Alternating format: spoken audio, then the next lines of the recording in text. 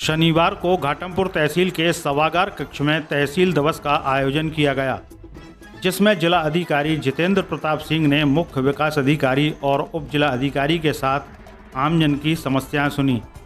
इस मौके पर डीसीपी समेत विभिन्न विभागों के अधिकारी भी मौजूद रहे। डीएम ने पाया कि अधिकतर शिकायतें राजस्व विभाग से संबंधित हैं। उन्होंने उप जिला अधिकारी को निर्देश दिए कि सभी राजस्व संबंधी समस्याओं का समयबद्ध और प्रभावी निस्तारण सुनिश्चित किया जाए।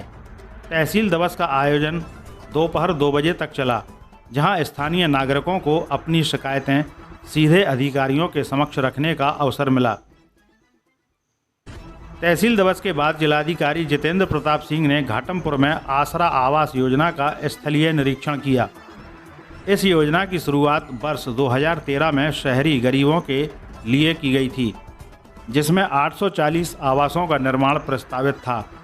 अब तक 784 भवनों का स्ट्रक्चर बन चुका है और इस पर करीब 35 करोड़ रुपए खर्च भी हो चुके हैं। बावजूद इसके किसी भी लाभार्थी को आवास नहीं मिला है। परियोजना प्रबंधक ने बताया कि 2019 से निर्माण कार्य रुका हुआ है और अब केवल सैनिटरी और विद्युत फिटिंग का कार्य बचा है, जिसके लिए अतिरिक्त धन की आवश्यकता है।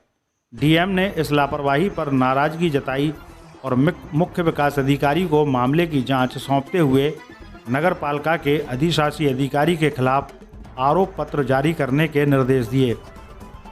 डीएम ने स्पष्ट किया कि जुलाई माह के अंत तक पात्र लाभार्थियों को आवास आवंटित कर दिए जाएं। उन्होंने कहा कि विभागों के बीच समन्वय की कमी से गरीब जनता इस योजना का लाभ नहीं ले पा रही है, जो अत्यंत दुर्भाग्यपूर्ण है। उन्होंने चेतावनी दी कि अब किसी भी प्रकार की शिथिलता बर्दाश्त नहीं की जाएगी और जिम्मेदार अधिकारियों पर कठोर कार्रवाई की जाएगी। नवोदय प्लस टाइम्स के लिए कानपुर से सह संपादक शाहिद खान की रिपोर्ट।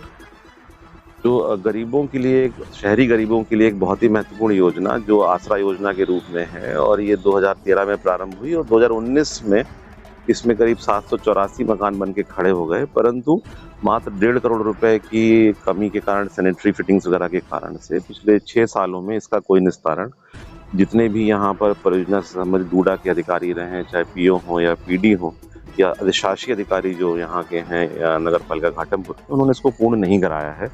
बीच में सितंबर 24 में लॉटरी भी हुई है, फिर उसमें कमेटियां बनी हैं, परंतु कोई नतीजा नहीं निकला है। दुर्भाग्य का विषय ये कि 35 करोड़ रुपए इस परियोजना में खर्च हो चुके हैं और सीएनडीएस के हिसाब से 1.5 करोड़ रुपए को और मिल जाए तो सारे मकानों को पूर्ण कर देंगे। आपसी इनके खींचातानी में ऑफिसर्स के कारण से जो 750 शहरी गरीबों को हम यहाँ बसा सकते हैं, स्ट्रक्चर पूर्ण है, सैनिटरी फिटिंग, इलेक्ट्रिकल फिटिंग्स के कारण मात्र है।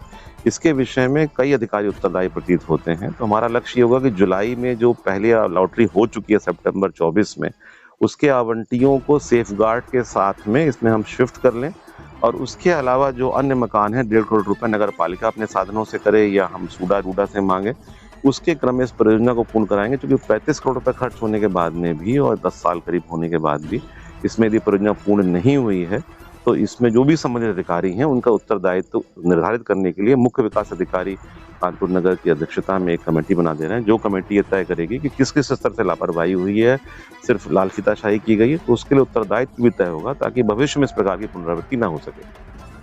आज 5 जुलाई में शनिवार के दिन में सामुदायिक स्वास्थ्य केंद्र विदनू है हमारा इम्पोर्टेंट, जो कि कानपुर से हमीरपुर रोड पर है। उसका आकस्मिक निरीक्षण मेरे द्वारा सुबह 9:45 के आसपास किया गया है और यहाँ पर 8 डॉक्टर तैनात हैं और 8 में से 5 डॉक्टर या तो एब्सेंट हैं या किसी न किसी कारण से ऑफ कर लिया उन्होंने। मात्र 3 डॉक्टर पे ये चल रहा है।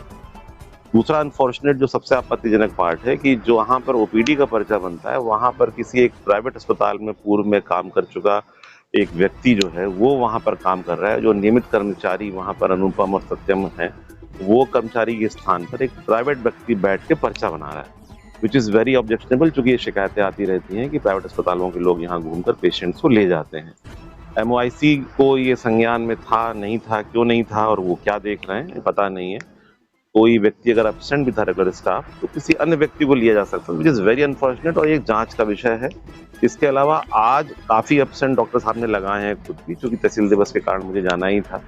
और उसके अलावा और एब्सेंट नहीं लगाए। करीब 1/3 कर्मचारी तो एब्सेंट डॉक्टर साहब ने खुद ही लगाए हैं। तो एब्सेंटिज्म इशू है।